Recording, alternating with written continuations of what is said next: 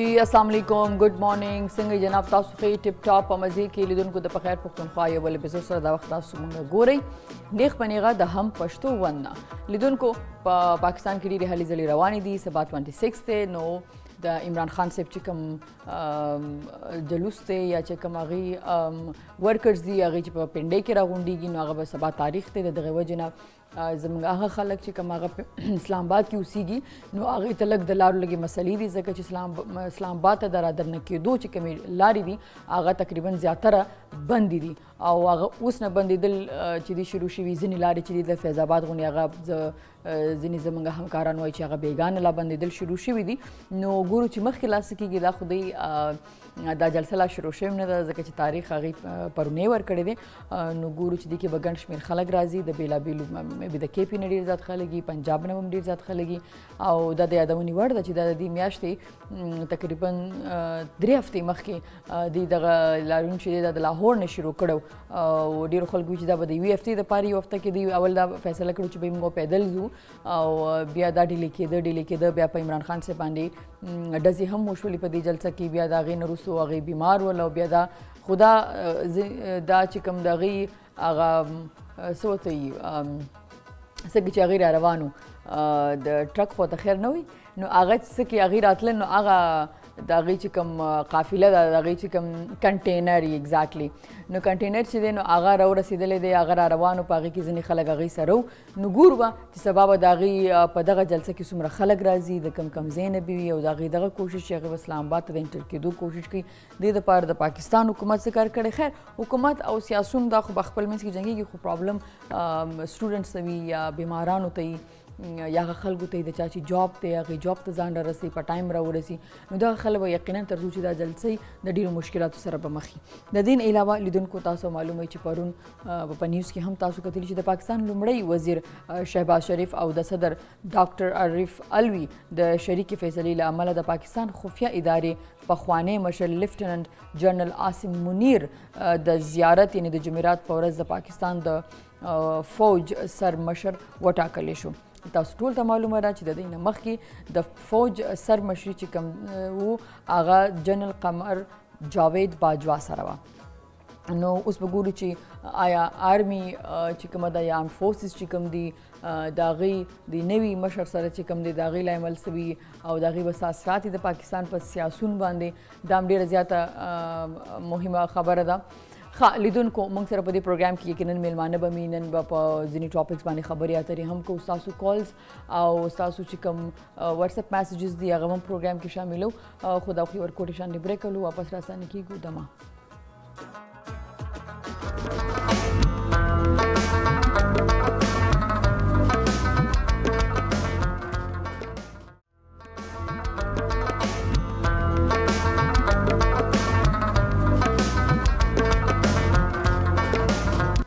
جی ویلکم بیک ټو په خیر پښتونخوا. یو ځلې بیا ستړي به شي په خیر پښتونخوا ته لیدونکو. هغه خلک چې هغه اسلام آباد ته راځي یا هغه سټوډنټس دي یا هغې زده کې آفیسز کې کار کوي یا د هغې سپلاین ظاهره خبر ده ځینې خلک د اسلام آباد ته د ځینې مالز ته راځي ځینې کارونه یې ځینې ډاکټرز ته راځي نو هغې یو ځل دا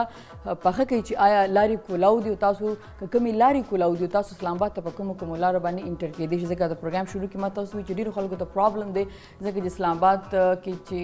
کومې لارې د انټر کېدو هغه د نن نه بندېدل شروع شوي دي. ځینې لارې چې دي لکه د فیض آباد غونې هغه بېګانه بندېدل شروع شوي دي ځکه چې سبا 26 دی د عمران خان صاحب کال دی د خپل ورکرز لپاره چې به جلسې ته په پنډۍ کې راغونډېږي. ښه لیدونکو اوس ما سره پروګرام کې داسې یو میلمه ناست دی د هغې د نوم سره او د شخصیت سره تاسو د لیک او د شعر د لارې پېژندګلو لرئ. خو نن چې هغې ما سره په کوم حیثیت کې دلته په پروګرام کې ناست دی هغه ډایرکټر جنرال د اسلام آباد هاوسنګ اینډ ورکس. ډېره زیاته مننه جی چې تاسو رالی جی. سیال صاحب ستړي مه شئ. زه ډایرکټر جنرال اسټیټ منیجمنٹ هیډ کوارټر منیسټري اف هاوسنګ اینډ ورکس اسلام آباد. زه یو سیول سرونټ یم او دا وخت د ډي جي اسټیټ په سیټ په اسلام آباد کې ناست یم د ټول پاکستان. نو دا ګورنمنټ اف پاکستان دی. ښه اوس دا راته وایي چې څومره ټایم تاسو دلته تېر کړه او د ریل اسټیټ چې کومه خبره کېږي دلته کې په پاکستان کې د عمران خان صاحب د حکومت نه پس چې هغه په ټول پاکستان کې ډېرې سوسایټیز جوړې شوې خو کله چې باران یا داسې دغه وشو نو هغې کې د اوبو څه مسله نو دې کې د ګورنمنټ طرف نه اکثره چې خلک راشي نو هغې دا خبره کوي چې بھئی دې کې د ګورنمنټ غلطي ده کوم چې پرایویټ سوسایټیز والا څوک راشي دلته کې تاسو دې پرابلم څنګه ګورئ؟ زما خو د دې پرابلم سره څه تعلق نشته. ښه دا موږ پرایویټ سوسایټي ډیل کوو نه په هغې کې کار کوو نه هغه زموږ په جورسډکشن کې دي. زموږ خو خپل یو مخصوص طریقه کار دی چې د فیډرل ګورنمنټ چې کوم امپلایز دي هغه امپلایز چې هغه په ایلیجیبل انټایټل محکمو کې کار کوي لکه په منسټریز کې ډیویژنز کې او اټیچ ډپارټمنټس کې موږ هغې ته ریزیډنشل یونټس الاټ کوو او هغې په هغې کې اوسي. نو زموږ د ادارې کار بنیادي طور په اسلام آباد کې په لاهور کې په کراچۍ کې په کوټه او پېښور کې د وفاقي حکومت چې څومره ملازمین دي هغې ته شلټر یا کور یا خونه ورکول چې هغې په هغې کې اوسیږي. نو دغه چې څنګه تاسو د امپلایز خبره کوي چې لږ ورکوي نو دغه ځای خو داسې خو به نه کوي چې ډېر مخکې کوم کورونه جوړ شي هغه به خو دا سوسایټي چې کوم دي دا به خو زیاتېږي د دې تعداد خو به هم زیاتېږي که نه دا چې کوم دي نو مخکې سوسایټیز وایي د دې په بیا آبادۍ کې یا نور آبادي پکې تاسو کوئ سوسایټي نه ده دا سوسایټي نه زایم چې لکه کم کورونه تاسو ورکوي کم چې تاسو هغې ته اپارټمنټس ورکوي یا کورونه ورکوي یا استوګنې تاسو ورکوي نو آیا دا چې کوم پخوا جوړې شوي ځکه چې ډېر سرکاري لکه اوس پاکستان ټلویزیون دی د هغې خپل یو کالونیز دي ټیک ده د سی ډي خپل دي نو هغې له هغه ورکوي نو آیا دا همغه د کلونو همدغه تعداد را رواني فار ایگزامپل د ځینې پی ټي وي مطلب 100 کوارټره دي یا 100 اپارټمنټس دي یا نو دا هغومره تعداد کې بیا روانې تر اوسه پورې که نه تاسو پکې نور هم ایډ کوئ دیږي؟ ګورنمنټ اف پاکستان چې 40 کاله مخکې په اسلام آباد کوټه کراچۍ لاهور او پېښور کې کوم کورونه جوړ کړي مخه کورونه دي د لږ ډېرې اضافې سره داسې 200 کورونه یو خوا بل خوا جوړ شوي دي خو دا ریزیډنشل یونټس چې دي دا هم هغه زاړه دي هغه پخواني دي. زموږ سره دا وخت په اسلام آباد کې تقریبا څه کم 18,000 سرکاري کورونه دي یعنې داسې وګڼه چې دا اسلام آباد 90% زموږ دی. 18,000 کورونه زموږ سره دلته دي اسلام آباد کې دغه شان زموږ سره لاهور کې په کراچۍ کې په کوټه او پېښور کې دا د دې نه علاوه دي. نو دغه زموږ اساینمنټ دی and we are doing their job. صحیح ده. تاسو چې د 40 کال نه بیا په دې کې تاسو چې 200 مطلب دا چې په دې کې کدی کې امپلایز زیاتېږي یا د هغې ضرورت زیاتېږي نو تاسو هغې سره آبادي بیا زیاتېږي ظاهره خبره تاسو به هغې له نور نوي کورونه جوړوي دا راته هغه داسې ده بیبي جی 40 کاله مخکې دا کورونه جوړ شوي دي او په 13 کلونو کې ګورنمنټ اف پاکستان په لکونو خلک نوي اپوینټس کړه برته یې وکړې خلک زیات راله کورونه پې کم شو نو هغې له بیا سپریم کورټ اف پاکستان یو طریقه کار جوړ کړ چې موږ ته یې وویل چې تاسو یو جنرل ویټینګ لیسټ جوړ کړئ او د وفاقي حکومت د ملازمینو نه دغه واخلئ درخواستونه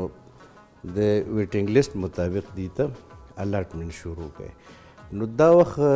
ما ته وویل چې زموږ سره 19,000 کورونه دي او په ویټینګ لیسټ کې صرف په اسلام آباد کې زموږ سره 6,000 خلک د په ویټینګ لیسټ کې نو کورونه نشته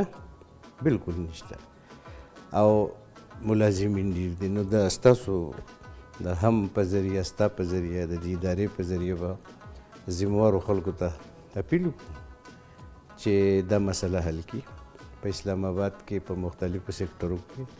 سرکاري کورونه جوړ کړي چې د سرکاري ملازمینو د مسلې حل شي ځکه چې هغه غریب خو په دلته به یا چې نوکري کوي خو پکار ده چې د کور چت وسره نو هغه په جومات یا فوټ پات خو نشي پاتې کېدی. نو باید چې ګورنمنټ اف پاکستان په دې په سنجیدګۍ سره غور وکړي او دا مسله حل کړي. کوم خلکو چې تاسو د 6,000 خلک چې دی ویټینګ لیست کې دا ډېر غټ تعداد دی ظاهره خبره چې یو ځای ته ټرانسفر کېږي خو خپل بد سره به هم ځي د دې بیا څه الټرنیټ تاسو ورکوئ چې لکه که اوس کور اویلیبل نه دی د سرکار طرف نه کوم چې تاسو وایي چې د هغې حق جوړېږي ظاهره خبره دلته کې جاب کوي نو بیا هغې دپاره سي د هغې د کرایې څه پیسې برابرېږي یا څنګه داسې څه موږ help سره ورسره کېږي؟ ګورنمنټ سره یو طریقې کار بل هم زموږ سره شته هغې ته هایرینګ وي هایرینګ داسې یو څیز وي چې موږ پرایویټ کور د یو مالک نه والو او هغه خپل ملازم ته یې الاټ کړو هغه پکې اوسېږي مالک ته موږ پیمنټ کوو نو دا هایرینګ به مخکې موږ کوو بیا موږ دا هایرینګ ډیسنټرلایز کړو اوس د خپلې محکمې په خپله د خپلو خلکو هغه هایرینګ کوي او هغوی ته هغه هایرینګ فیسیلیټیز ورکوي نو د ګریډ مطابق چې د چا څومره رینټ جوړیږي د هایرینګ په مد کې نو دې ته موږ سیلینګ وایو نو چې څومره سیلینګ د هغه جوړیږي د هغې مطابق هغه اداره خپل ملازم له پرایویټ کور په رینټ ونیسي او ګورنمنټ اف پاکستان هغه ته پیمنټ کوي نو یو دغه متبادل حل هم د دې مسلې شته ښه کله چې جاب کې کوم خلک سرکاري جاب کې چې هغه په نو هغې سره کوي کله چې هغې د هغې جاب یا ختم شي یا هغې لرې کړی شي یا هغه ریټایر شي نو بیا هغې نه کور اخیستلی کېږي نو مطلب دا دی چې ټوټل یو کس چې په جاب کې دی نو څومره ټایم پورې هغه سره هغه کور پاتې کېدی شي او که هغه چېرته ریټایر شي نو تاسو هغه له څومره ټایم ورکوئ چې هغه کور کې پاتې شي یو خو دا ده چې د ریټایرمنټ حد 15 کاله دی ښه نو 15 کاله چې د چا پوره شي نو او ځینې خلک چې مخکې ریټایرمنټ وایم ستاسو یو خبر لرم نو 15 کاله کې پس چې دی ریټایر شي نو د موږ شپږ میاشتې ګریس پیریډ ورته وایي ریټنشن هغه ورکو او هغه شپږ میاشتې پس یا کور ویکیټ یوه خبره دویمه خبره دا ده چې د پرایم منسټر یو پیکیج دی هغه دا دی هغه ډېر ښه پیکیج دی چې د نوکرۍ په دوران کې د یو ملازم خدای مکړ ډیت وشي هغه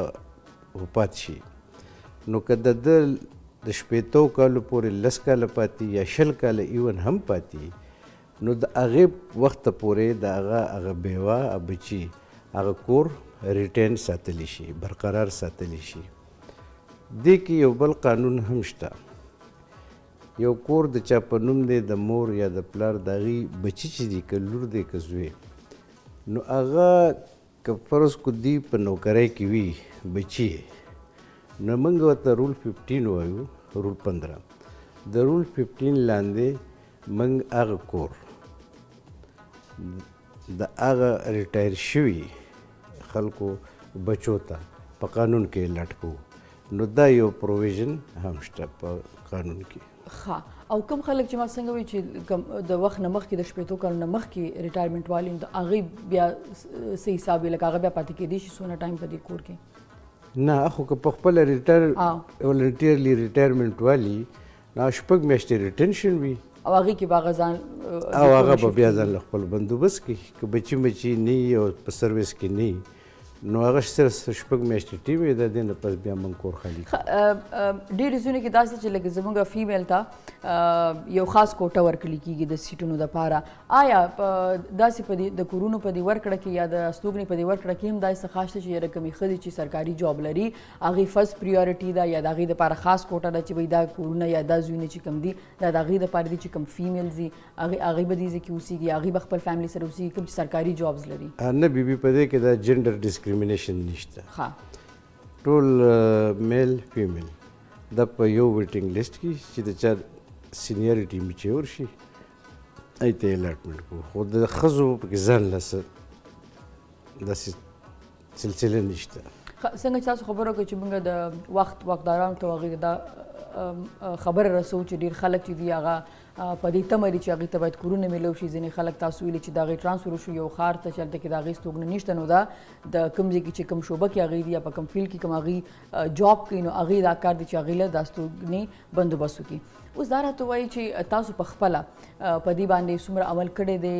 د چا سره مرابطې کړي دي چې بھئی دلته خو ډېرې سوسایټیز جوړېږي، داسې یو سوسایټي داسې یو ځمکه الاټ شي په هغې باندې آبادي وشي د دې خلکو دپاره د آینده دپاره، سو دې دپاره څه پلانز لرئ تاسو؟ دا زمونږ چې کومه منسټري ده منسټري اف هاوزنګ اینډ ورکس، نو بیا زمونږ خپلې جدا جدا شعبې دي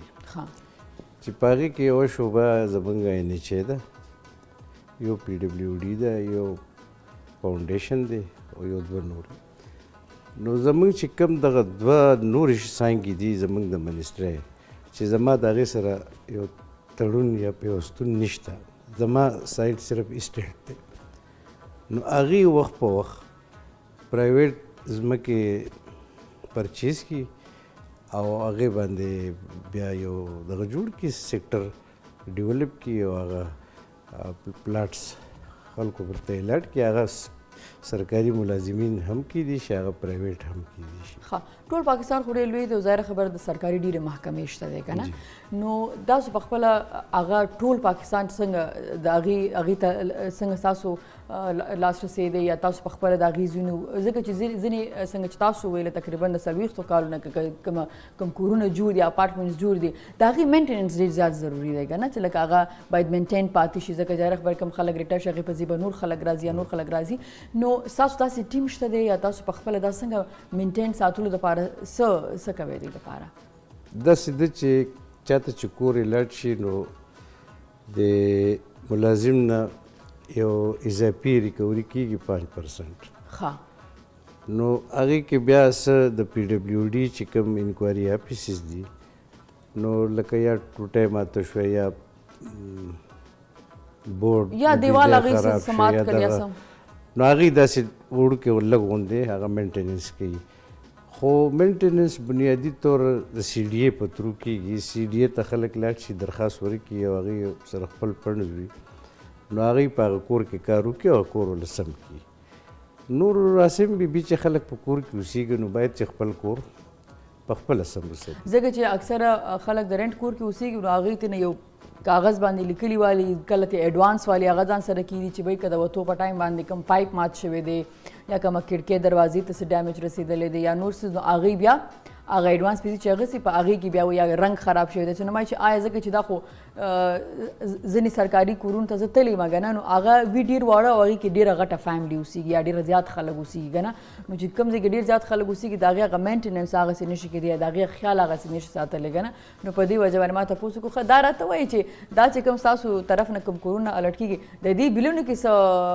کمی وي چې لکه مطلب عام کورونه چې کوم دي د هغې بل زیات راځي یا د هغې یونټ زیات ګران یا ستا سرکاري کورونو کم چا راځي چې څومره ګیس او بجلی کنزیوم کړه هغه به هغونه بل ورکوي او هغه به هغه سړی په خپله ورکوي. په دې کې دا ډسکریمینیشن نشته هېڅ هغه ته. البته یو خبره شته چې وابډا والا ته څه یونټ یې وابډا والا پرې کړي دي، څوک خلک چې د ګیس په محکمه کې کار کوي نو هغې پسې د ګیس بلونه نه راځي، نو دغه ځینې محکمو ته دغه پریویلیج حاصل دی. نور تقریبا 90% ملازمین د دې حق نه محروم دي او هغې خپل پیمنټس په خپله کوي. دا راته وایي چې تاسو په خپله د آرټ سره ظاهره خبر د ادب سره ستاسو تعلق دی، نو زمونږ په دې ملک یا زمونږ سوسایټي کې ټولنه کې یو څیز دا ډېر زیات دی چې بھئی د چا چېرته کې پیژنګلو وي که نه، نو هغې ته فرسټ پریارټي ورکړل کېږي که نه، چې لکه نه دا خو زما پیژنګلو دی یا زما دا خپل دی. اوس 26,000 خلک ډېر زیات دي که نه، نو دغه څیز چې دا به شفاف اوسېږي چې حقدار چې چا اول حق جوړېږي هغې ته ورسېږو که نه، نو دا 26,000 خلک تاسو څنګه لاین اپ کړي، دا تاسو څنګه ډیل کوئ چې اولنۍ چاته باید بیبي زموږ خپل کمپیوټر سیکشن خپل سیسټم دی، هغې کې خپل سپیشلیسټان ناست دي کمپیوټر سبجیکټ سره ریلیټډ. نو دا موږ یو ډېر په ساینسي طریقه هغه ټول ارینجمنټس کړي دي او څوک چې درخواستونه راوړي نو هغې هلته د هغې انټرویو کوي او ډېر پراپر او ډېر شفاف انتظام دی، هېڅ داسې څه کمپلیکیشن یا پیچیدګي یا څه دغه پکې نشته. نو د هغې خپل زما د اپیس خپل سپیشلیسټان دي هغه په کمپیوټر لکه دې کې دا نه کېږي چې چا څوک پیژنګلو دي یا چاته سفارش وکړي چې بهی موږ مخکې که یا موږ له ځای راکړي داسې نشي کېدی داسې نشي کېدی ښه صحیح ده دا راته وایي چې مونږ اکثره کتلي سوسایټیز کې که نه که مونږ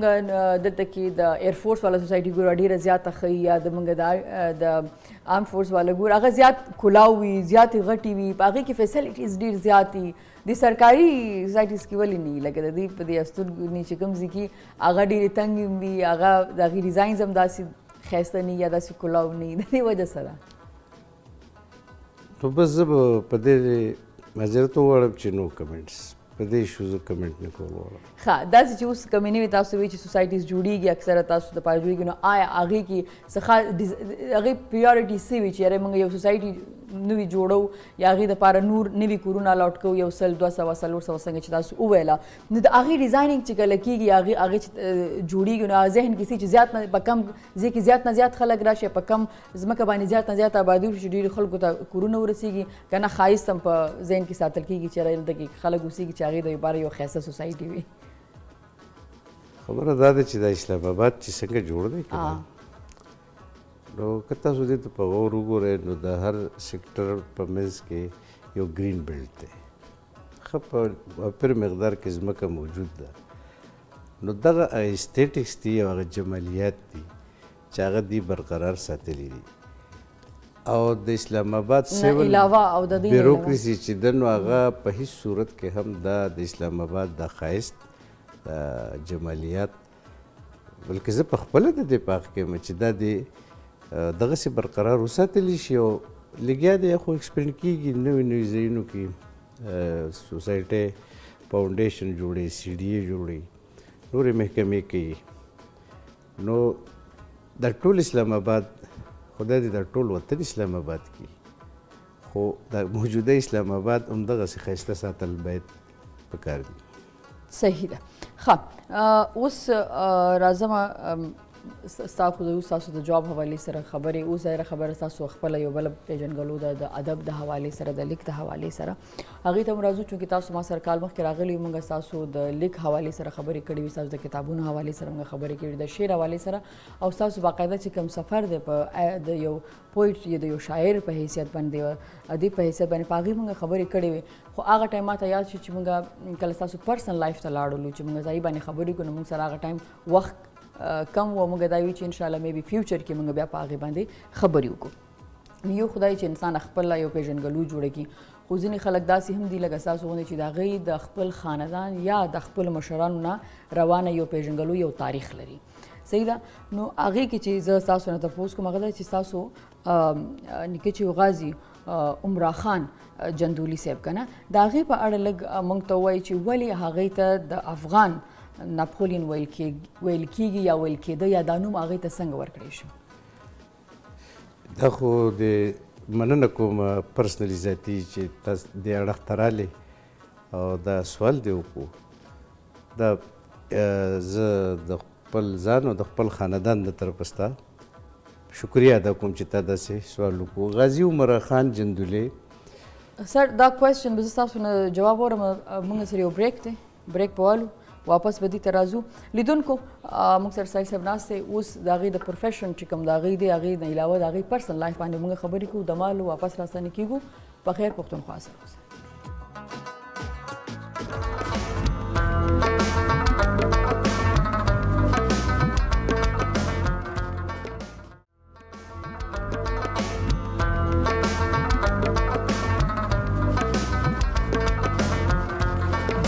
ویلکم بیک ټو په خیر پښتونخوا یو ځلې بیا په خیر علی په خیر پښتونخوا ته جی سیال صاحب ما سره ناست دی او هغې ته زه ما ویلې سایل صاحب دواړه زموږ ظاهره خبره ده د پښتو په ادب کې خپل مقام لري د هغې سره موږ د هغې چې کوم اوس د پاکستان دپاره ټول پاکستان کې چې هغې خپل کوم خدمات ورکوي او هغې کوم کار کوي هغې سره کوم سرکاري جاب دی ایز ا ډایرکټر هغې هغه دنده ترسره کوي په هغې باندې موږ ډېرې زیاتې خبرې وکړلې ځکه هغه ډېرې زیات مهمه دي ځینې معلومات موږ سره هم شریک شو تاسو هم شریک شوي چې یاره اکثره چې خلک سرکاري جاب کوي نو هغه دوی ژوند ته یو خو دا چې دا سرکاري جاب دی نو سرکاري جاب کې ځینې مراد دي چې هغه انسان وي چېرې دا په دې دونه ګرانۍ کې په دې دونه مشکلات کې زموږ دپاره اسانه پکې ژوند کنه په هغې کې یو دا دی چې کله تا ته د استوګنې یا تا ته د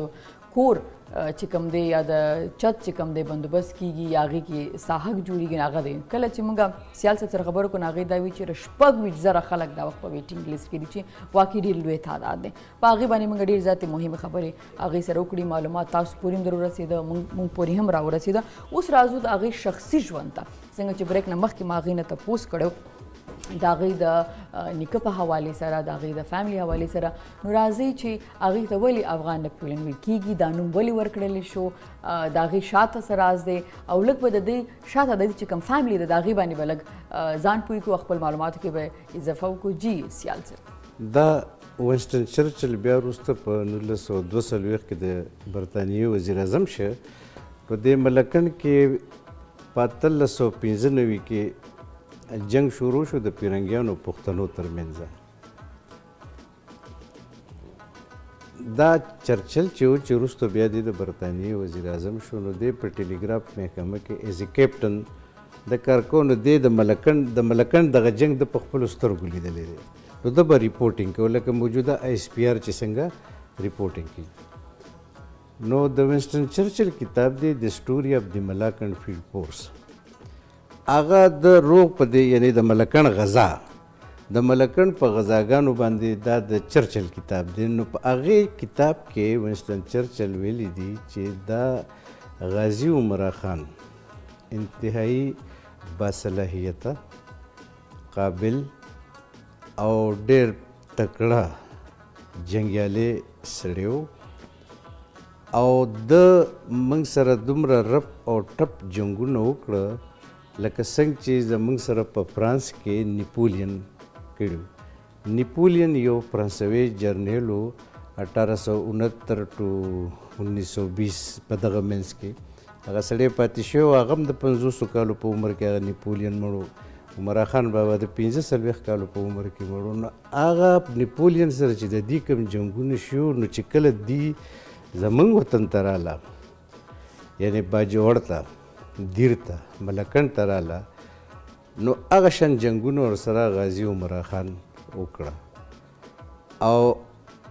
انګریزانو له ښه ټپ ټایم ورکړه او په لومبي جنګ کې خو یې تر مردانه پورې د انګریزانو واپس وتمبول بیا خو چونکې هغه عالمي سامراج و عالمي طاقت و بیا هغې حملې وکړې نو دا مسلسل حملې او د غازي عمرا خان مزاحمت د دې په بنیاد چرچل وی چې دا عمرا خان چې دی دا هم افغان نیپولین دی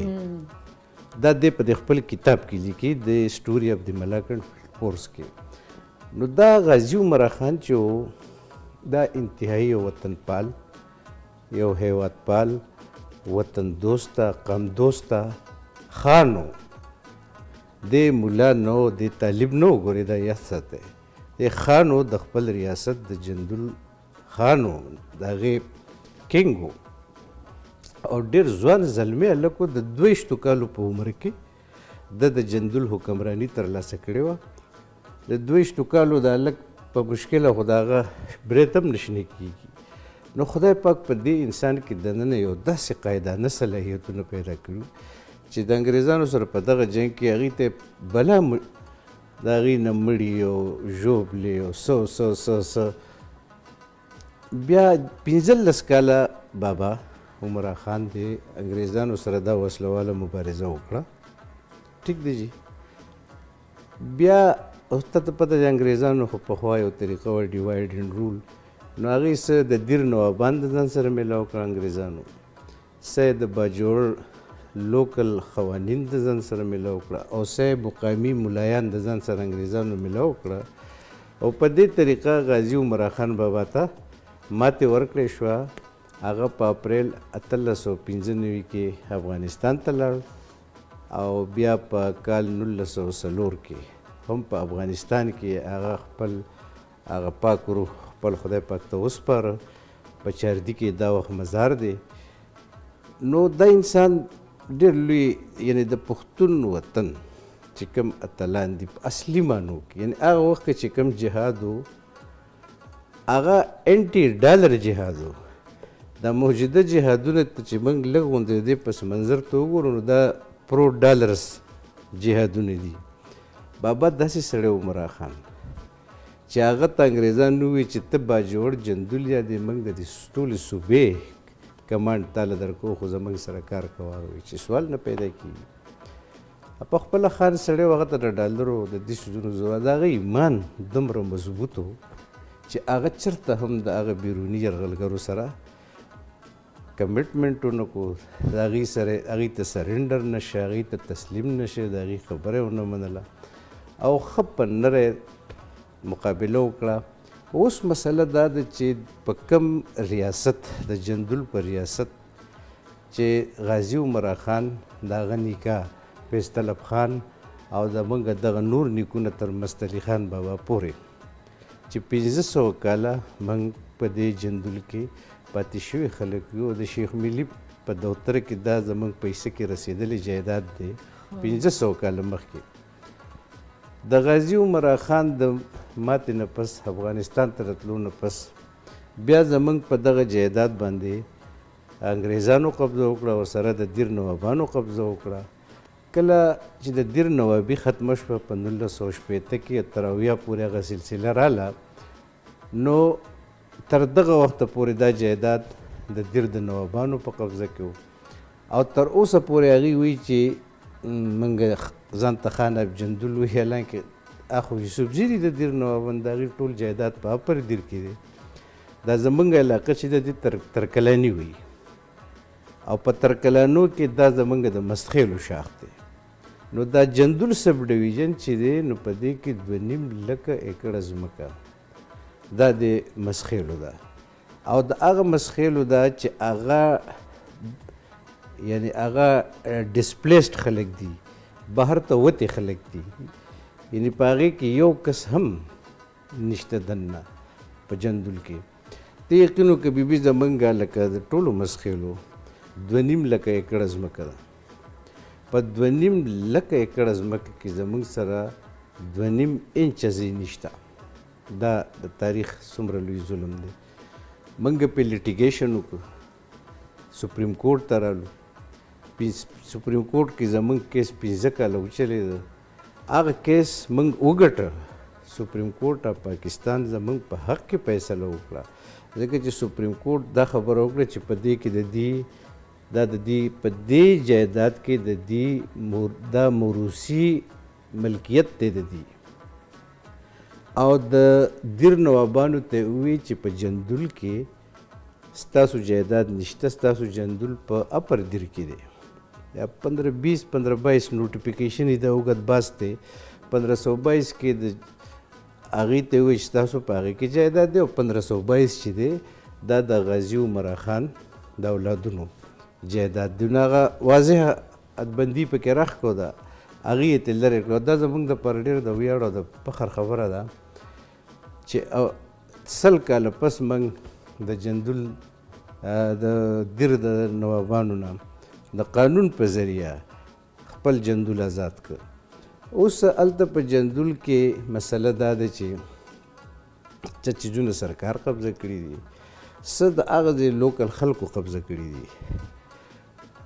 اوس موږ د سپریم کورټ د دغه نه پس فیصلې نه پس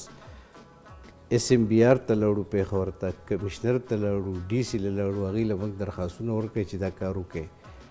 او هغې پکې تر اوسه پورې لیت و لال کوي، نه یې کوي.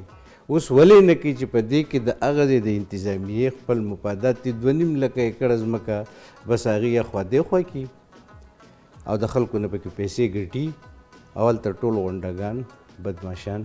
دا ټایپ خلک د هغې قابضین دي. په دې کې ورسره حکومت هم میلاو دی، ټول یعنې د ACDC نه والا تر کمشنر او SMBR پورې بلکې د ځینو وزیرانو پورې هغه په دې فراډ او په دې بوګاسټي او په دې ظلم کې ملوث دي. یعنې هر څوک هر چا په جندول کې ځای میلاویږي یو د عمرا خان اولادونو ته نه میلاویږي چې هغه د دې وطن یو لوی مجاهد، یو لوی مبارز او په دې خاوره احسانات یوازې په دې خاوره نه په امت مسلمه د عمرا خان ډېر لوی احسانات دي ځکه چې د هغه جهاد هغه سوچه د پیرنګي خلاف و هغه د چا مقامي خلکو خلاف نه او عمرا خان داسې سړی وبوي چې د عمرا خان نه مخکې چې الک او جنۍ به چېرته تور شو نو د هغې نه به یې سرونه خریل عمرا خان په هغې پابندي ولګوله چې نه دا سرونه به ترې نه خری د دې نکاح وکړئ یوه دویم د چترال په ماریکه کې عمرا خان دوه انګریزي افسران نیولي وو ایډورډ او پاولر هغه یې جندول ته راوستي وو ورسره 100 انګریزي سپایان نور هم دا د ده په حراست کې وو او تر دې حده پورې چې هغه بیا دغه ایډورډ او پاولر خپلې ډایرۍ ولیکلې چېرې موږ ته به خلک وایي چې عمرا خان ډېر ظالم او ډېر عجیبه سړی ده خو ډېر سم سړی دی تر دې پورې چې عمرا خان خپل اشپزان راوغوښتل او ورته ویل چې وایي دا خلک عیسایان دي نو تاسو به د دې د مزاج مطابق ډوډۍ دی له جوړوئ موږ هغه ورته ویل چې موږ خو اکثر په کټ کې په خانه کې ډوډۍ خورو دې خلکو له تاسو د میزونو بندوبست وکړئ د کرسو د رکیبو د پلیټونو د چمچو او دوی په هغه طریقه خوراک کوي نو دوی له به دغسې خوراک ورکوئ بیا هغه عمرا خان بابا تر دې پورې هغه ایډورډ او پاولر ته ووایي چې دا زما سپایانو د چترال د قلا نه دا سامان راوړی دی ستاسو نو تاسو وګورئ ورشئ دغلته په دغه ګودام کې پروت دی نو که په دې کې ستاسو د مزاج څه شي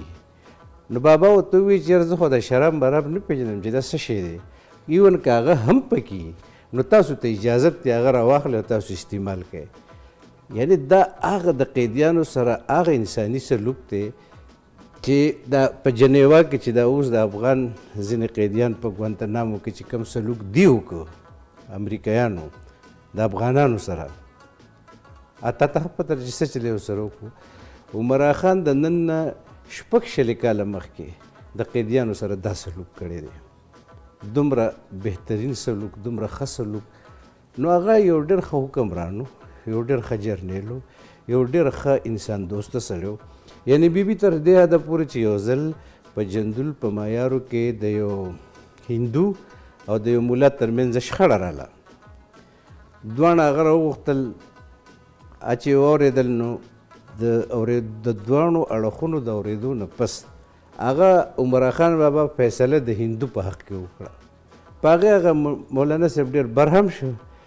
نو عمرا خان ورته ویل چې صاحبه ګوره داسې ده دا زموږ اقلیتونه دي دا زموږ ورونه دي دا زموږ سره په دې خاوره کې اوسي د دې خاوره په ګټه تاوان کې د دې کردار دی د دې رول دی د دې سره چې څوک ظلم زیاتې کوي لکه دا چې زما سره کوي هغه د هغې فیصلې په بنیاد هغه مولانا صاحب ولګېد عمرا خان خلاف یو دغه جوړ کړو چې دی خو د هندوانو ملګری دی او دا خو یعنې تر دې حده پورې چې په عمرا خان د کفر فتوې ولګېدې په هغه خو هغه سړی هغه د هغه ایمان ډېر مضبوط و او هغه هر هغه څه وکړل چې کوم هغه ته کول پکار نو زه ستاسو په ذریعه د حکومت پاکستان نه د جندول د خلکو نه د جندول د سیاسي ګوندونو نه دا غوښتنه کوم چې مهرباني وکړئ دا کیس موږ په سپریم کورټ کې ګټلی دی زموږ سره کښېنئ موږ دا هم نه کوو چې دا 2.5 لکه ایکړه ځمکه موږ له راکړئ خو دومره یو څه وکړئ چې موږ هم پذیر شو او تاسو هم بې ځایه نه شئ نو دغه یو خواست به دغه خلکو ته وکړو نورو ته موږ څه کولی شو بیبي صحیح ده جی مسرت جی موږ سره کال باندې السلام علیکم جی مسرت السلام علیکم وعلیکم السلام جی مسرت څه به غواړئ سر ولا خبرې ما واورېدې او ډېر فخر کېږي داسې هیروز باندې نو ځکه مو فون کالو کو چې واقعي یو یادګار روډ هر څه دی په نامه چې غازي دي هغه په نامه جوړول پکار دي ځکه چې دا یو یادګار شي او موږ دا چې کوم نوې نسل له دونه په پته لګي چې دا څوک وو څنګه وو حکومت نه موږ واقعي دا خبره صحیح ده چې دی داسې جوړ کړي او دا مو د فخر دی د مو چې دی اصل کې بالکل پټ شوی دي ختم شوی دي دا چې یو جاګر شي خود مو ټول به دا یو چې مو کامیابی ده کنه هر څوک به ښه کار نه بس مانې شي چې ښه کار نه کوو اصل کې تاسو پروګرام ګورئ مسرت هغې سیال صاحب دا وایي چې لکه د هغې نیکه چې و هغوی په خپل وخت کې د دې خاورې دپاره د دې خلکو دپاره جنګېدلي دي. بیا ظاهره خبره ده چې په هغه وخت کې چې کوم واکدارانو یا کوم خلکو که د هغې د وجې نه هغه بیا د خپلې خاورې نه چې کوم دي لاړل د افغانستان ته، خو هغوی دا وایي چونکې دا ځمکې دا جایداد زمونږ دی او هغوی بیا ظاهره خبره ده چې په هغې باندې په کلونو باندې مقدمه مو شوه، هغه دوی ته خو د نوابانو نه خو میلاو شو، خو اوس هغه ته چې موجوده لوکل کم بدماشان دي یا لوکل چې کوم سوسایټي ول دي هغې پرې قبضه کړې، نو هغې دپاره اوس بیا چې کوم دی دوی به اوس نه پوهېږو چې د پاکستان په قانون کې به اوس دوی به په کوټ کې بیا څومره جنګېږي دې دپاره چې دوی ته د دوی حق میلو شو. نو خبره دغه کېدله که نه، نو ام شور چې تاسو اوس پوه شوې. ځکه مو ویلو ما چې دا پکار دی چې دوی دپاره هیلپ وکړي، حکومت دې وکړي. بالکل جی، نه دا پکار دی او ډېره زیاته مننه جی، تھینک یو. ښه سیال صاحب، تاسو دا کتاب هم د ځان سره راوړی، دا ستاسو د دې کال کې راغلی نوی کتاب دی؟ نه دا خو زوړ کتاب داسې د کور راتلم نو کتاب مې راواغسته،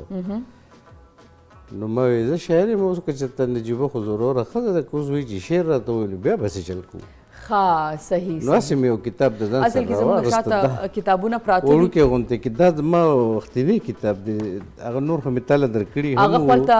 ایښي دي. تhank you so much چې تا ورسره ډېر ښه تصویرونه عکسونه اخیستي، بیا ما هغه خپاره کړه په وټساپ سټیټس باندې، په فیسبوک باندې، سره ستا د تصویرونو د هغې سره بله احترامات ما لیکلي دي. ځینې خلکو په هغې منفي کمنټان، نو هغې ته موږ ویلي دي چې تاسو ولې نو پرېږده یو زنانه ده چې هغه په خپل مدار کې ژوند وکړي او فنکاره ده د دې وطن، او کار ده چې هغه خپله زندګي د خپل مزاج او د خپل ذهن مطابق وکړي. نو دا وطن خو تاسو ته معلوم دی دغسې موږ خو ډېره زیاته مننه سیال صاحب، تاسو راغلی. ما سره ځینې کوېسچنز همداسې پاتې شول، غوښتل مې چې تاسو نه وپوښتم چې آیا ستاسو د خانې ټوټل وخت په څومره و، څو کاله و، یا دا چې تاسو کوم کوټ کې فیصله وګټله د دې د نوابانو، هغه کوټ کې فیصله څومره وخت وچلېده؟ په دې باندې ما غوښتل چې تاسو سره تپوسونه وکړم، خو موږ سره وخت کم دی. ډېره زیاته مننه چې تاسو راغئ جي، عزتمن شئ. لیدونکو د مال واپس راستانه کېږي.